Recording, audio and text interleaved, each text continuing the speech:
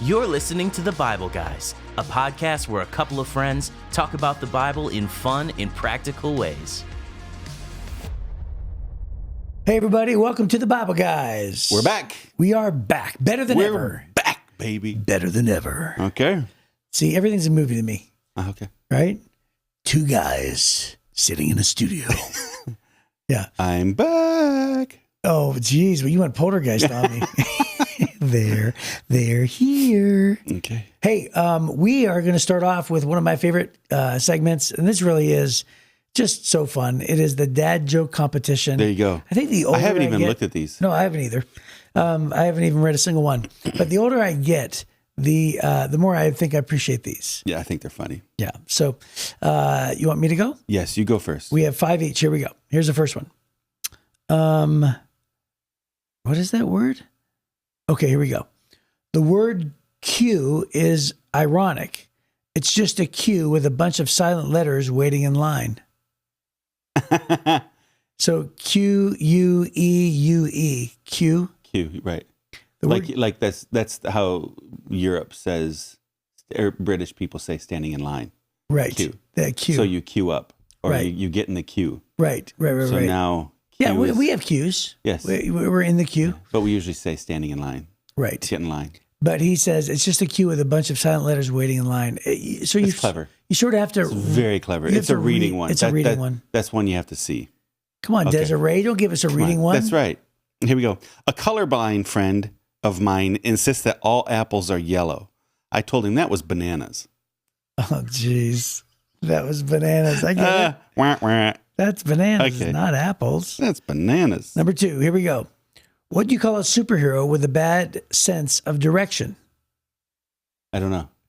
Wonder Woman. Oh, It's terrible. It's so Oh, no. bad. It's so bad. okay. Oh, that's awful. This one's terrible. This one is, we might get protested on this one. I recently opened a company selling trampolines disguised as prayer mats. Profits are going through the roof. Oh, wow. Wow. Wow. That's really good. Okay. That's really good. All right. How about this one? How can you tell the difference between a crocodile and an alligator? I don't know. Easy. One will see you later, and the other one will see you in a while. After a while. Well, Okay. it says in a while, but yeah. Okay. That's my grandson does that all the time. Does he? Yeah, but he doesn't understand the rhyme part of it. Oh. So he just makes up new animals. Oh. So you'd be like, see you later, alligator. And then he'll be like, after a while, elephant. It's so funny. So he hasn't quite figured out the rhyming part of it yet. That's No, great. we say after a while, crocodile. He said, no. After a while, ostrich. Ah, ha, ha. It's funny. Okay. Here we go. The person who invented the Ferris wheel never met the person who invented the merry-go-round. They traveled in different circles. Oh, wow. That's pretty good. I like it. That's a clever one. I like that one. I like that one. All right. How about this one? When I was a kid, bedtime was 9 p.m. I couldn't wait to be a grown up so I can go to bed anytime I wanted. Turns out that's 9 p.m. That's really funny. That's true. It is true, man. It's really funny. I fight it, but yeah. Okay. NASA is launching a satellite to say sorry to the aliens. They're calling it the Apollo G. Oof. Oof. That was rough. That one's funny, rough. clever. Why would we want to say we're sorry to the aliens? What do we do then? All right. How about this one? A dragon would never explode, but a dino might. Okay. Good one. It's funny. What's your last one? Just when you think that food cannot possibly call you on your phone, boom, onion rings. The delivery was just as good as the punchline. The way that they wrote boom is great. Yep. And you delivered it perfectly. Boom, onion rings. That's the funniest part of that joke. It's not even the cleverness of it. Yeah. It's really funny. Oh, good. Well, Was that it? That's a lot of fun. Whew. Okay. We are moving on to So if you held more on this serious long, stuff. we're done. It's over. Yes. Goodbye, and we'll see you next time That's on the right. Bible No. Guys. I'm just talking We're the not signing pain. off. The pain is done. Well, we are now launching into the next chapter, Genesis 17, if you've been following along with us. Yes. Today, we're going to be looking at how Abram is named Abraham. And clearly you can see how excited Zarba is about it. So yes, I'm so excited, Jeff, for you to read. Okay, so Abram, here it goes. I'm so glad you do the readings. Why is that? Because yesterday on the Bible Guys, you read Bir Laharoy, which means, well, the living one who sees me. And I thought, and you just burned right through it. I was just making it up. And I would never, I just don't want that. Yeah. So I just allow you to read, So thank you. Like Tony Stark says, I will allow that. I will allow that. Yes, that's me. That's my favorite line. Yeah. Well, it's kind of spelled out that way, right? But yeah, I just am grateful that you're doing the reading of these things. Well, thank you. That's my part. Yes. That's the small part I get to play. Yes. Yes, because you get to sing. I can read. You get to sing and you get to laugh. You get to do all the fun stuff. Yeah. Here we go. Not actual Bible stuff. So Genesis chapter 17, verse 1. And it just simply says this: when Abram was 99 years old, the Lord appeared to him and said, I am El Shaddai. I knew that one. God Almighty. Serve me faithfully and live a blameless life. I will make a covenant with you by which I will guarantee to give you countless descendants. At this, Abram fell face down on the ground, and then God said to him, this is my covenant with you. I will make you the father of a multitude of nations. What's more, I'm changing your name. It will no longer be Abram. Instead, you will be called Abraham, for you will be the father of many nations. I will make you extremely fruitful. Your descendants will become many nations, and kings will be among them. I will confirm my covenant with you and your descendants after you from generation to generation. And this is the everlasting covenant. I will always be your God and the God of your descendants after you. And I will give the entire land of Canaan where you now live as a foreigner to you and your descendants. It'll be their possession forever, and I will be their God. Wow. There you go. That's great. I think I say there you go almost every time I finish reading. Yeah, well... So just in case you're only ever listening and you're not reading along with us, the Bible doesn't actually say, there you go, at the end of every one of these passages. At the end of the Psalms. Right. At the end of every one of my... Yeah, there you go. It's like Selah. It's interesting how God had already promised Abraham to leave his country a long time ago. That's correct. And that he was going to make him a father of nations. Right? And he promised him descendants long ago, which is why Abram got up and he left and he packed everything up and took everything with him, his wealth, and he traveled all the way through, right? Even went further down to Egypt and then came back. But now he is 99 years old, and then the Lord appeared to him. Now, what's interesting about this is why would God appear and make such a drastic appearance to say the same thing, only in more detail, as he already said, right? And you know what I think the answer is? I think the answer is it's found sort of in between the lines. We just read last chapter, which was yesterday's podcast, the fact that, they're praying for, a child for decades, and then they get impatient, and then they, act in sin, and they do this thing with child out of wedlock with a servant. And then now he's 99 years old, which means there's another 13 years that have passed. Yeah. You know what I believe it is? I believe what God is doing, and again, it's not said, but you can apply it and say, maybe God is showing up and he is reaffirming or reminding Abraham that he never fails, that he's going to keep his word, that he is saying, hey, I've not forgotten you. I've not forgotten the promise, that I've given to you. I've never stopped watching over you. I've never stopped hearing your prayers. I've never stopped hearing your cries. And he is showing up in person, maybe to perhaps solidify his faith, to, ground him once again in his resolve to serve God. I don't know. What are your thoughts on that? Yeah, I think so very much. I think that the idea of changing the name, I think that right after this comes the circumcision covenant, right, which we didn't read. All of these things is God is putting his mark on Abram. God is saying, are you going to follow me? God has brought him on this journey, and there's been kind of an expansion of the promise. This is the third promise in Abram's life. So the first one, Abram is, probably, I don't know does the Bible tell us how old he was when he left? I don't remember. I can't remember. But here we are, he's 99. So this has been decades since the first time God promised. So God promises at the beginning, go to the land of Canaan. I'm going to give you that land. He doesn't say I'm going to give you land. Go to the land of Canaan. I'm going to make a great nation of you. Right. And that was the promise. Right. And, Abram had good times and bad times. He was following God, but he wasn't a perfect man. Then God promises. Oh, yeah. It says Abram was 75 years old when he left Haran. Okay. So 75. So 75 to 99. So 2.5 decades. Yeah. Yeah. And then in the middle, God promises again. And then this one here where he finally comes and has this very strong reaffirmation. But at this time, too, he's also promising the whole land of Canaan is going to be yours, right? All of this land is yours.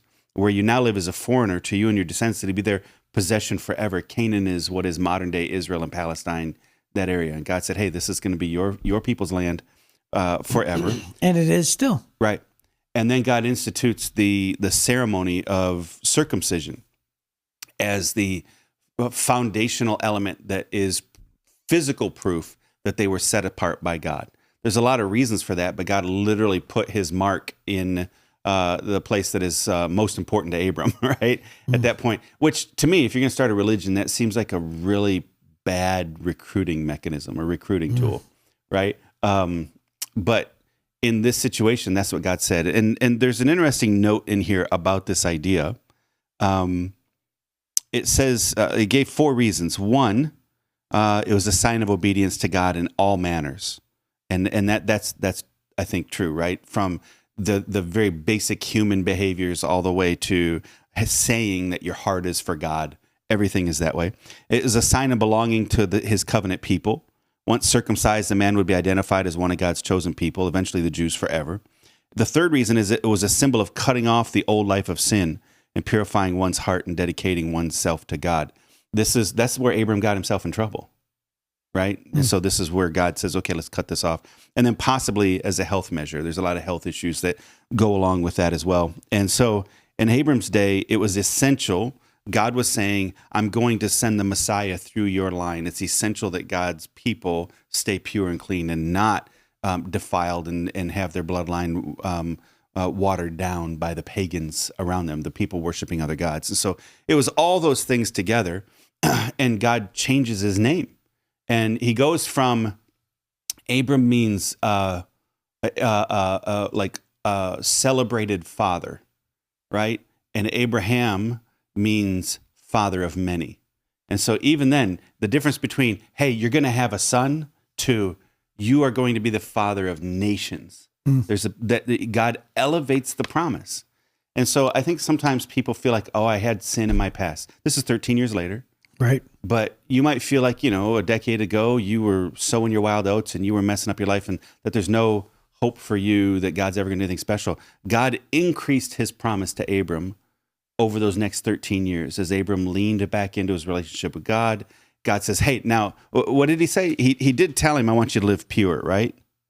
Mm-hmm. Serve me faithfully and live a blameless life, and I'll make a covenant with you by which I'll guarantee you countless descendants. So God elevates the promise. And so, if you have something in your past, God still can use you and still wants to use you in a great way. Yeah, and I find it very interesting as well. Like, listen to the wording of what God says. He says, it will no longer be Abram. Instead, it will be called Abraham. You'll be the father of many nations. And then listen to this next sentence. I will make you extremely fruitful. You 99-year-old man. Yes. Make you extremely fruitful. It's like what? Mm-hmm. So the idea that there's still time left. God is not done with you yet, right? Right. Yeah. How many stories have you ever heard of people who they're just, I mean, simple stories, not even famous. For instance, I know a good friend of mine, Tom Hogue, and his wife since has passed on, but she was a wonderful nurse, and my wife was looking to get into nursing. And she said, my wife said, I'm so old, I'm in my 30s. And I think at the time, Tom said, well, my wife's been a nurse, and she went to school to be a nurse like when she was in her late 40s. And I was like, what? And here she is, just this really well-established nurse, and that since then she's passed, and I think Tom maybe in his early 80s. But anyway, the point is that God has great things on the horizons for anybody who maybe thinks, oh, my time has passed, it's too late. Sure wish I would have served God for decades, and now it's too late. And it's like, no. Do you ever read Charles Dickens? Yeah. Right? Yeah. Scrooge in his late, in his late ages. It says the last line of the Charles Dickens novel. Of course, this is fiction, but it says that he became known. Christmas became attached to his name more than it was against it, or something like that. Right? So I believe that that's what God can do. God is the God of second chances. He's the God that wants to use us today, regardless of how much time we have left. Yeah, my dad became a Christian when he was 40. So he'd grown up in a Christian home, but was not a Christian. And then when he graduated from high school, he ran from God, and he became a Christian when he was 40. I can remember when he was 50, I was 18. And I can remember him talking on his 50th birthday, man, serve the Lord. Don't walk away from the Lord. Serve the Lord. You're at that age when I just threw it all away. And he said, I feel like I've wasted so much of my life. And he had a lot of regret that he wasted a big chunk of his life in being effective, and never really felt like he was going to ever be able to do anything for the Lord. But now my dad's 86, which means he's been a Christian longer than he wasn't a Christian. Wow, right? That's great. And my dad's health is failing. And, just as you get older, things are different. And my dad spent a big chunk of his Christian life just really enthusiastic about the idea of sharing his faith. He taught me how to share the gospel. We would share the gospel together sometimes with people, stuff like that. Just recently, I was with my dad, and he was with somebody he cares a lot about, but he wasn't sure that person was a Christian.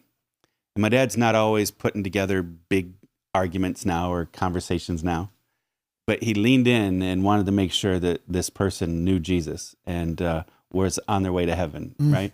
And I was just thinking, hey, that's kind of I love that. My dad's been serving Jesus longer than he didn't serve Jesus, and he still wants everybody else to know Jesus, right? At this point, late stage. And so for Abram, here he is. He's an old man by every standard that we have in modern times, 99 years old.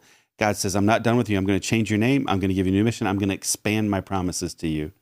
And so it's not too late. I guess that's what I was trying to say. It's not too late. God wants to use you. And maybe right now, you're at home maybe, and you're retired, and you're trying to figure out what you're supposed to do next. Or a lot of times people feel old. They've been told they're old. They have a couple of health issues. You start to believe it. Whatever you believe about yourself is usually true in some way, or winds up becoming true in some way, right? You make it true. There's self-fulfilling prophecies. But if you decide, hey, God's not done with me yet. My life has changed, but now I have to find new strategies. My wife's, my mother-in-law, she, has some maturity about her. And I think that's a nice, delicate way of saying that. That was very polite. Man, well done. She jumped in on, we do a lot of the Timothy Initiative training with disciples making disciples at Heritage. And she jumped in the very first round of training on that. She has gotten on fire for sharing the gospel, making disciples. She started a Bible study group at the senior center. Now she lives in a senior retirement facility, and she started a group there. And she is on mission right now. And she has the time. She's moving a little slower, but she has the time to do it. And so she's maximizing her time. And man alive, I think that's kind of what we're seeing here with Abraham now. When I got out of Bible college, I went straight to Atlanta, Georgia. And I worked at one church that was a smaller church. It was like 180 people. I was there for like 8 years. And then I left that church. I should have, quite honestly, left it long before that, but God in his timing, right? And then I went to a decent-sized church. It was like 1,800 people. I was there for about 3.5 years. And then I left there. And I think that both of those ended poorly. So I liked ministry. I liked pretty much like my level down. The problem was I didn't like from my level up. I didn't like leadership in the church because I had been burned twice at 2 different churches. So I decided that I was going to be done with ministry. And I was really, we're talking like I'm 30, I would have been like 30 something years old, 32. And I thought, geez, I don't know if I have it in me to go to another church, and move across the country or do whatever. And eventually I found myself moving to Michigan through an unbelievable set of circumstances. I don't have time to tell the story, but it's my angel story, right? Yeah. But here's my point: is that like I thought to myself, gosh, I've been in ministry now for at that time it would have been like a dozen years, and I'd been a Christian for another 5 or 6 years. I thought, geez, that's over 20 years of serving the Lord. I think I'm done doing this full time. But the thing that God told me, and there's only a few times in my entire life where I felt like God spoke it. I don't think it was audible, but it was just about as close to audible as you could possibly get. And I knew it was from God, and it was just this unbelievable moment. And it's just a long story, but basically here's the message: is I heard God say with crystal clarity, and I've never doubted it. And the message was, "I'm not through with you yet." That was it. Yeah. And that was in 2004. And I just remember thinking, in fact, it was in August 15th, 2004. That's when it was. Wow. And I just thought to myself, geez, like, what a thing to hear from God. And I knew it was from God. And so if God says, "Hey, I'm not done with you yet," it's that fueled me for the next 20 years from then until now, because it's been 20 years exactly from that date. Yeah. I can't even imagine how how much more great it was for God to appear and to talk to Abraham face to face. Right. And then the Bible says if we go on beyond the circumcision thing, then God also changes Sarai's name to Sarah. Right. Both of those names mean princess. But he says, and she's going to have a son. And Abram is like, he said, "I'll bless her richly. She'll become the mother of many nations." And this is when God's solidifying, hey, you guys, I'm not done with you two yet. And the Bible says Abraham bowed down to the ground, but he laughed to himself in disbelief. And he's like, how in the world? I'm almost 100 years old. She's almost 90 years old. How are we going to have a child? But then he also said, hey, God, would you bless Ishmael too? And so he didn't forget Ishmael just because of the promise. And God said, yeah, I'll make a great nation out of him. And then they went ahead and obeyed God. And I think that's the key. The key isn't just the promise. The key is every promise of God in the Bible. I can't think of a promise apart from it. Every promise of God is if then. So he said, I want you to live holy, right? I want you to be faithful, be blameless, and I'm going to bless you. And then and I want you to obey me and do this circumcision thing. And I'm going to change your names. I'm going to change your future. I'm going to reaffirm and expand the promise. And then the very next thing Abraham did was follow God and obey God and do exactly what he said to do. So promises of God are if-then promises. It's not just like, oh, I get to claim the promise. It's mine no matter what. God always attaches a thing to it, something to it. And in this situation, it was be blameless and be faithful. That's great. And they obeyed. Well, that looks like about our time. So hopefully we will see you tomorrow on the Bible Guys.